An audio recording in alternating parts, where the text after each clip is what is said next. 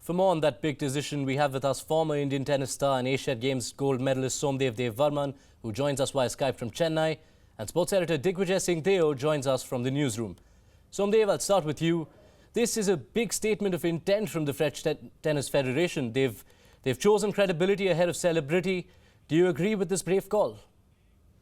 I actually do. I think the real issue over here is not about the legality of whether Sharapova is doing something that was illegal or not. I think the question about it is, at least in the tennis community, it's about ethics. So the question is, was it ethical for Sharapova or other players who did the drug meldonium, was it ethical for them to do it, knowing that it was giving them an unfair advantage against the rest of the field?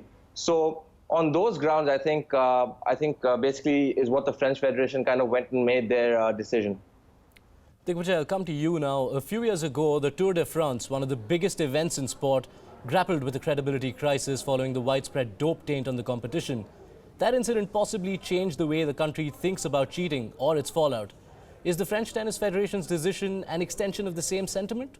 Well, I'm not sure about that, Yash, because, just looking at the statement coming out from the French Federation, and you saw a very powerful response from the WTA saying that, listen, Sharapova has done her time, why, keep punishing her? But the French, you have to understand the background of the French Federation as well. They'd already made it very clear that the decision to give Sharapova a wild card or not give her was bound to create controversy. Also, the president of the French Federation actually just won the election, a very close election, by promising a platform of clean sport. So in that sense, I think they wanted to send out a message loud and clear. Also, the other way of looking at this is they also potentially foregone a lot of money which could have come their way in terms of sponsorship as well, because you already don't have Roger Federer, you don't have Serena Williams, you've also now decided not to allow Sharapova even a wild card for the qualifying, which many thought as a former champion they could have given. So clearly there are other factors involved here. And yes, you can also look at the history of the Tour de France and doping as well. But I think this was more of a conscious decision as well. And this is a question I want to throw to Somdev as well. Som, if you can hear me, it's not just about doping in sport. It's also about sending out the message loud and clear to everyone out there who perhaps tries to tread on the darker side.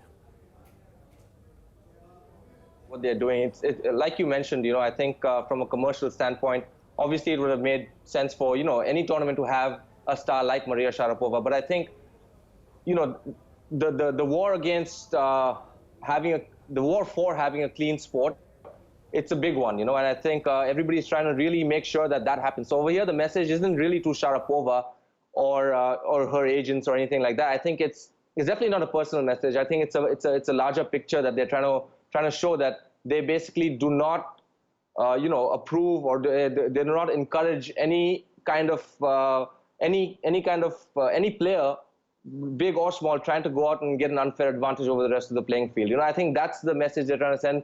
Personally, I think it's a brave one, and I actually think it'll do good for the sport. Somdev, I'll take a final question to you. The concept of punishing dope cheats is always to provide a deterrence.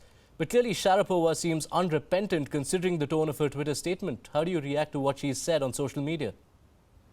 Well, I think it's very clear, because Sharapova doesn't believe she did something too wrong. So once again, I'm not really over here to say whether it was legal or illegal. I think the rules clearly stated that after 2016, meldonium was illegal, and that's the time where Sharapova was tested for it. And she also clearly stated that many years prior, she had always been using meldonium.